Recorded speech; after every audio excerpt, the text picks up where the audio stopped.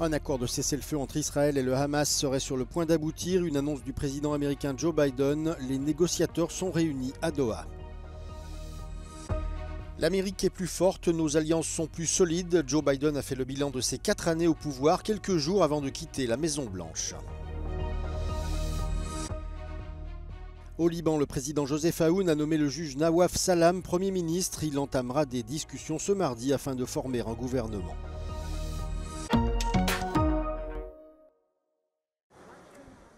Un accord de cessez-le-feu entre Israël et le Hamas serait sur le point d'aboutir, une annonce du président américain Joe Biden.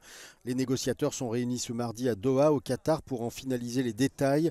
Les médiateurs auraient d'ailleurs remis à Israël et au Hamas une version finale de l'accord après une percée dans la nuit. S'il aboutit, il s'agirait de la plus importante libération d'otages israéliens depuis les premiers jours de la guerre. Selon les sources, 34 personnes retenues à Gaza seraient concernées. Entre-temps, les frappes israéliennes sont restées très intenses. Elles ont touché le centre de la bande de Gaza pendant la nuit et dans la matinée de mardi, faisant des dizaines de morts, dont des enfants. Un certain nombre de soldats israéliens ont commencé à dénoncer la conduite d'Israël à Gaza et refusent de continuer à servir si un cessez-le-feu n'est pas obtenu. Ils ont affirmé à l'agence Associated Press avoir vu ou fait des choses qui dépassent les limites de l'éthique. Dans le même temps, un millier d'Israéliens ont manifesté à Jérusalem contre cet accord de cessez-le-feu, scandant des slogans contre l'acheminement de l'aide humanitaire à Gaza, les échanges de prisonniers ou l'abandon des territoires conquis. Ils estiment au contraire que le gouvernement devrait plutôt travailler à l'annihilation totale du Hamas.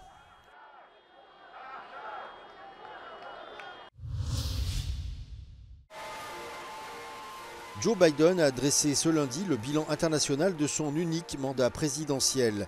Et selon lui, les États-Unis sont désormais dans une bien meilleure position que lorsqu'il avait pris le pouvoir début 2021 suite au mandat de Donald Trump. Thanks to our administration, the United States is winning the worldwide competition. Compared to 4 years ago, America is stronger.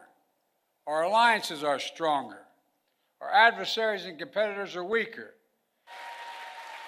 Le président sortant a bien sûr évoqué la guerre en Ukraine. Il s'est félicité que Vladimir Poutine n'ait pas réussi les 3 dernières années à briser l'unité des alliés de Kiev et que l'armée russe n'ait pas étendu sa domination sur le territoire ukrainien. And now, nearly three years later, Putin has failed to achieve any of his strategic objectives. He has failed thus far to subjugate Ukraine, failed to break the unity of NATO, and failed to make large territorial gains. Il a ajouté que son gouvernement avait non seulement restauré la crédibilité des États-Unis sur la scène internationale, mais qu'il avait également offert les ennemis des États-Unis à la prochaine administration dans leur état le plus faible. Major authoritarian states are aligning more closely with one another. Iran, Russia, China, North Korea. But that's more out of weakness than out of strength. So as the new administration begins, the United States is in a fundamentally stronger position with respect to these countries than we were 4 years ago. Joe Biden laissera les clés de la Maison-Blanche à son successeur Donald Trump le 20 janvier prochain à midi, heure de la côte Est. Et jusqu'à son investiture, impossible de savoir à quoi ressembleront les 4 prochaines années de politique étrangère des États-Unis, en particulier sur l'Ukraine, dont Donald Trump a à maintes reprises affiché un point de vue radicalement différent. En pleine campagne pour les élections législatives, Olaf Scholz s'est prêté au jeu des questions-réponses avec le public lors d'un déplacement dans le nord-est du pays.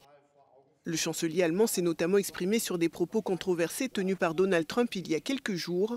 Le président élu, qui prendra ses fonctions le 20 janvier, accuse les pays membres de l'OTAN d'être de mauvais payeurs. Il plaide pour qu'ils augmentent leur budget défense à 5% de leur PIB, contrairement aux 2% actuellement requis. Une position qui est loin de faire l'unanimité, sachant qu'en 2024, seuls 23 des 32 pays membres de l'Alliance ont respecté cet objectif de 2%. Olaf Scholz, qui est contre une hausse, a déclaré que cela ne serait possible qu'en augmentant massivement les impôts, ce qu'il refuse de faire. Face aux perspectives moroses sur ses chances de réélection, le chancelier allemand veut tout de même y croire et a prévu 30 débats publics de ce genre d'ici le 23 février, date du scrutin.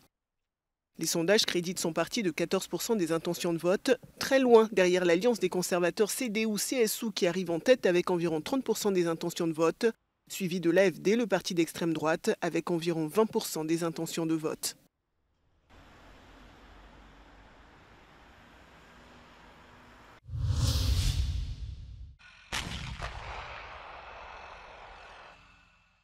Actuellement, les pays membres de l'OTAN doivent chaque année consacrer 2% de leur PIB à leurs dépenses militaires. Cette règle n'est pas obligatoire et dans la pratique, seuls 23 États y sont parvenus en 2024. Pourtant, le secrétaire général de l'OTAN estime qu'il faut aller plus loin et souhaite que les pays membres augmentent leur budget militaire non pas à 2%, mais à plus de 3% de leur PIB. C'est le vœu qu'il a formulé lors d'une visite au Parlement européen à Strasbourg. Selon Mark Rutte, cette augmentation est essentielle compte tenu du contexte géopolitique actuel. Spending more on defense means spending less on other priorities. But it can make a big difference for our future security. On average, European countries easily spend up to a quarter of their national income on pensions, health and social security systems. And we need only a small fraction of that money to make defense much stronger. So I count on you to make sure we all invest more in defense. It is an investment in our security and the security of our children and grandchildren. De manière globale, les États ont augmenté leurs dépenses militaires ces dernières années, notamment à cause de la guerre en Ukraine, mais ce sujet divise les pays membres. Le chancelier allemand Olaf Scholz, par exemple, n'y est pas favorable, alors que Donald Trump, qui accuse les pays alliés d'être de mauvais payeurs, souhaiterait qu'ils accroissent leur budget défense à 5% de leur PIB. The defence spending target will have to be increased, most likely as a deliverable for NATO's Hague summit in June. Of course, nobody knows the size of the percentage, so to say. It might be 3%, it might be 3.5%. And I think overall it will be a mixed picture with some allies indeed perhaps even meeting 5%, particularly on the front line of Russia's war against Ukraine, and perhaps others meeting 3.5%. But overall, it's a certainty, almost a certainty that the defense spending target will rise. En 2024, les États-Unis ont consacré 3,4% de leur PIB à la défense, ce qui représente 70% du budget de défense de tous les pays membres de l'OTAN.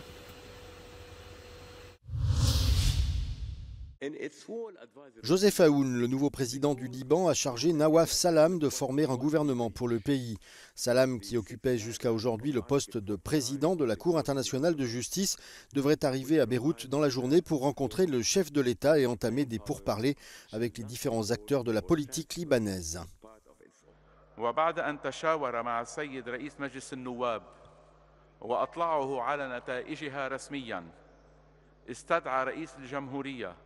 القاضي نواف سلام لتكليفه تشكيل الحكومة.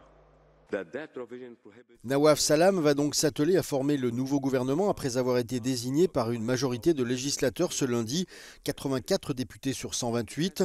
Une décision qui a apparemment irrité le Hezbollah et ses alliés. Ces derniers, qui l'accusent sans détour d'être la marionnette des Occidentaux, se sont d'ailleurs abstenus de choisir un candidat parmi ceux qui étaient proposés. Ce choix présidentiel a été validé par des groupes soutenus par l'Occident ainsi que par des indépendants au sein du Parlement libanais. Nawaf Salam bénéficie notamment du soutien de l'Arabie Saoudite et de pays comme les États-Unis ou la France. Le président Emmanuel Macron, dans un tweet, s'est d'ailleurs félicité de le voir prendre en charge les rênes du gouvernement. Cette nomination met donc fin à plus de 2 ans de gouvernement intérimaire dirigé par Najib Mikati. La tâche de Nawaf Salam s'annonce difficile car il aura la responsabilité de reconstruire un pays meurtri par 14 mois de guerre avec Israël. Il devra également le sortir d'une crise économique majeure qui dure depuis des années. Le nom de Salam est bien connu des Libanais. Son oncle Saeb a été l'un des dirigeants qui se sont battus pour l'indépendance du Liban vis-à-vis de la France au début des années 40. Saeb et son fils Tamam sont par la suite tous deux devenus premiers ministres. Pour de nombreux Libanais, l'arrivée du nouveau président et d'un nouveau Premier ministre est un soulagement et l'espoir de jours meilleurs.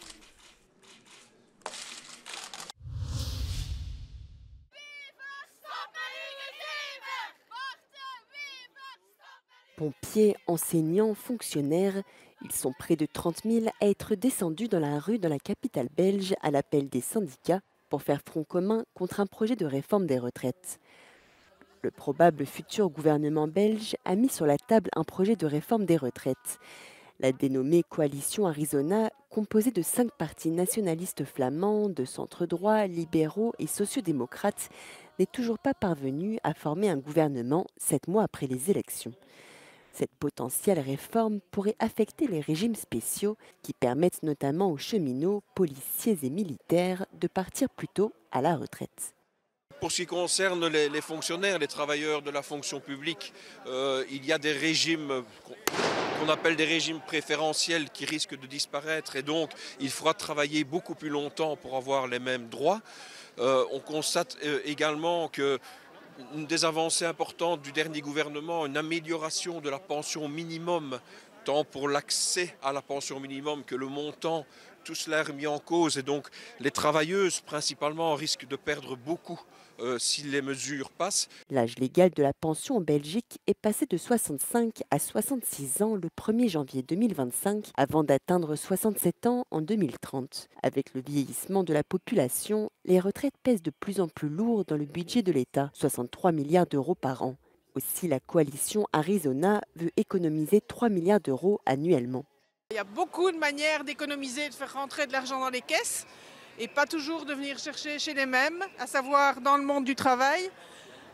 Je rappelle qu'au 1er janvier 2025 en Belgique, l'âge de la retraite est passé de 65 à 66 ans, qu'il faut 45 ans de carrière aujourd'hui pour partir à une retraite complète et que ça commence à devenir vraiment difficile d'aller encore au-delà. Les transports en commun, mais aussi aériens et ferroviaires, ont été fortement perturbés par la grève générale, avec 2/3 des trains reliant les grandes villes à l'arrêt. À l'aéroport de Charleroi, les avions sont restés cloués au sol à partir de midi lundi. De son côté, l'aéroport de Bruxelles prévoyait que près de 40% des vols ne seraient pas opérés. Depuis 2018, la loi impose le maintien d'un service de transport minimum en cas de grève.